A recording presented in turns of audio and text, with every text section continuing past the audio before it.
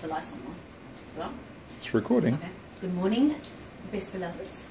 We're in the raw kitchen this morning, and Bear is filming, which could be dubious, but anyway, I want you to have a look at these little tartlets that we're making. Have a look down here, Bear. So I've just put I've got the meat tray out, and I've sprayed it with some oil, just a little bit of rice bran oil, and this is a glorious mixture of sprouted buckwheat and some almonds, some dates, tiny bit of salt, tiny bit of mint. There's Ari, and we're just making little capsules so that we're going to fill them up with raspberries and some lemon zest. And all of this has taken just about, I don't know, 10 minutes. Raspberries and lemon zest, it's all terribly easy. So I started off with the recipe, but it needed the buckwheat sprouted and then dehydrated, so that was far too slow. And then it needed all the nuts and dates soaked, and that was also far too slow. So we've put them all into the food processor, done them all, whizzed them up. The flavour is fantastic.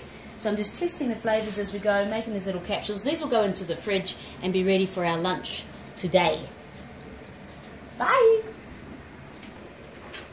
So this is colloidal silver, and we've just made this at home, and this kills any bacteria and has no flavour. It's like water. So if I'm worried about some bacteria that might have got into my food, maybe I've had lots of small hands helping me, then I can just give them a little spray like this, and within 6 minutes every single bacteria or fungus or virus that's ended up in there is dead, because the colloidal silver, it steals the oxygen of the bacteria. So this is a very useful tool for a raw food kitchen. Colloidal silver, you make your own, you can spray everything with it.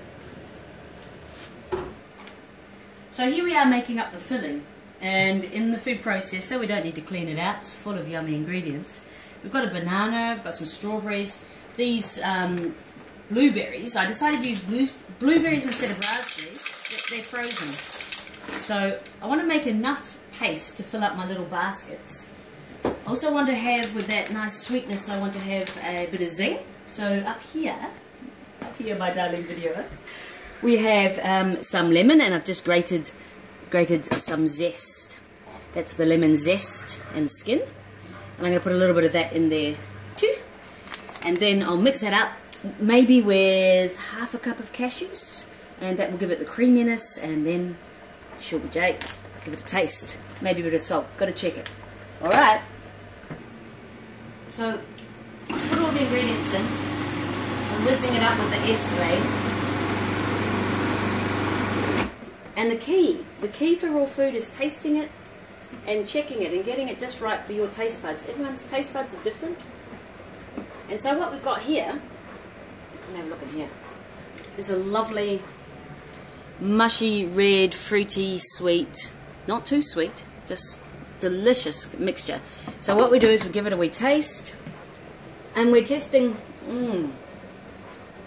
so the sweetness is good, the salt balance is good, the relationship to the bases is good, maybe a bit more zest, it needs just a little more interest, so I think some more lemon, maybe a little lemon juice. And because my bases are highly textured, and this has got still quite a lot of texture in it, I want to make it a little bit smoother. So I'm going to put some lemon juice in, some more zest, and blend it for longer so it's smoother. Right? So we're going to put in a little bit of ginger, and this is powdered ginger because I didn't want to use the big root and worry about having big chunks in there. So a little bit of powdered ginger, because it just needs, I want it to have a sharp, distinctive flavour, because we've got those big fat pods that we're sticking it in, and we want it to have a nice, impactful flavour. It needs just the tiniest bit of salt. So in my little grater I've got some pink Himalayan salt. And then it's a bit sloppy, and it'll stay sloppy even when we put it in the fridge. But if I put some psyllium in it, so this is whole husk psyllium, that will thicken it. Like psyllium's a bit like a gelatin. I mean, people take this when I think when they're constipated to help their bowels clean. It's a really high fibre, and it just absorbs all the extra moisture, and will hopefully allow this to be perfect. Let's have a look.